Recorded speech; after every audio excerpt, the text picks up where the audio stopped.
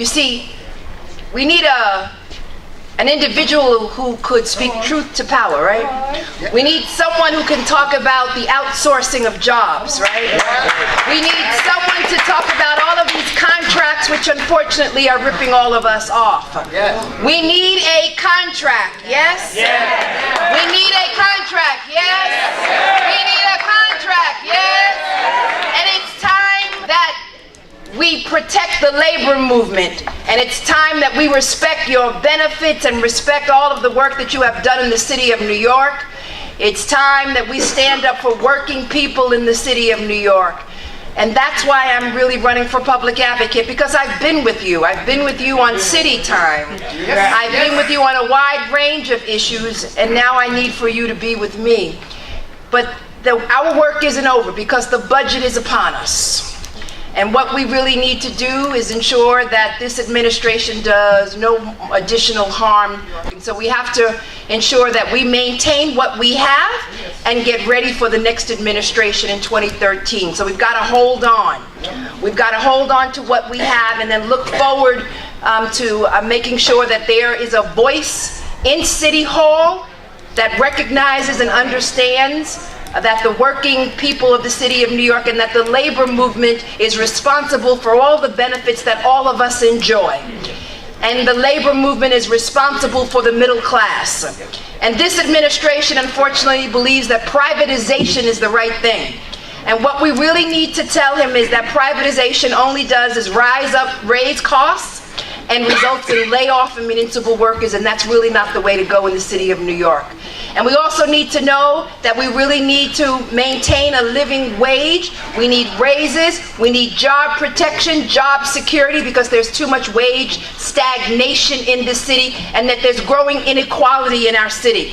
And so you really need a legitimate voice, a voice who can speak to those issues, who recognize what's happening on the ground.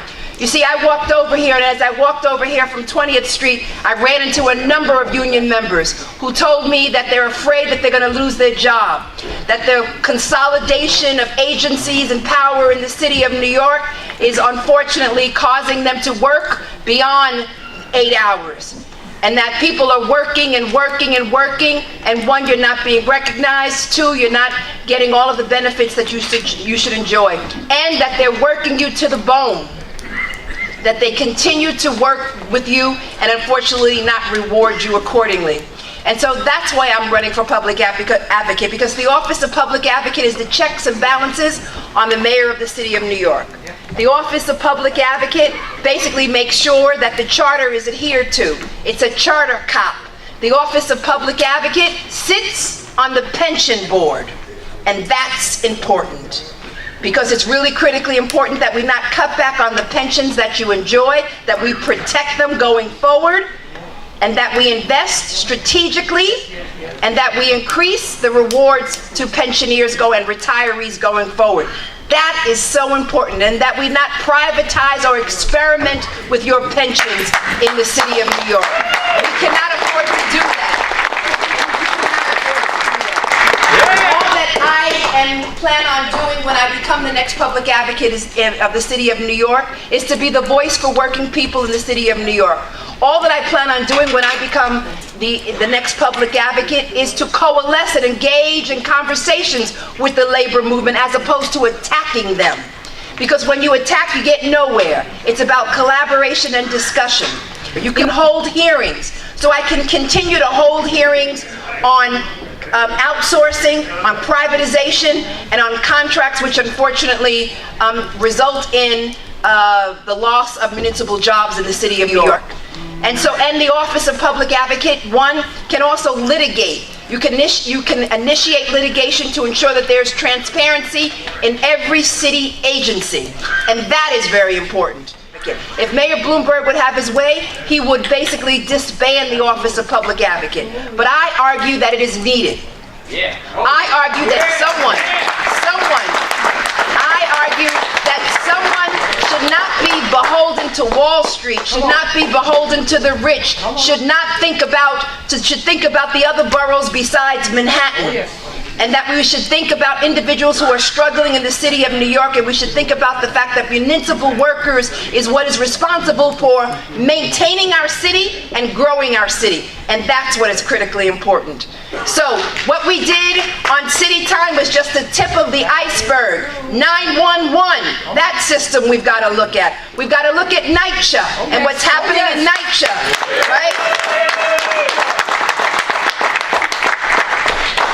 We have to look at how much money they are sitting on, and some of that money, yes, is city council money, and whether or not they are engaging in privatization there and examining those contracts as well. So we need to continue to work together. This is just the beginning of a long relationship, because we don't know who's going to hold that seat in City Hall. And you all know, I'm going to be really honest with you, people come here and promise you a lot. And the question is, when they get the seat, are they going to come back? And are they going to honor their promises to you? And are they going to continue to do the work of the people, or get too comfortable with power? And that's always something that we should be concerned about. I will continue to work with you each and every day, because I come from the labor movement. You know, my father was in the labor movement, and I recognize that the gains that I have and that you have and that we have as Americans is as a result of the labor movement. All of the benefits that we enjoy is as the result of the labor movement. And that's why, as opposed to attacking them, we should continue to build them up and support them and provide more opportunities for the children that come behind us. And that is what is important. And so I've come here today seeking your support. Now, I've come before you as a candidate. Yes, there should be light on democracy. Right.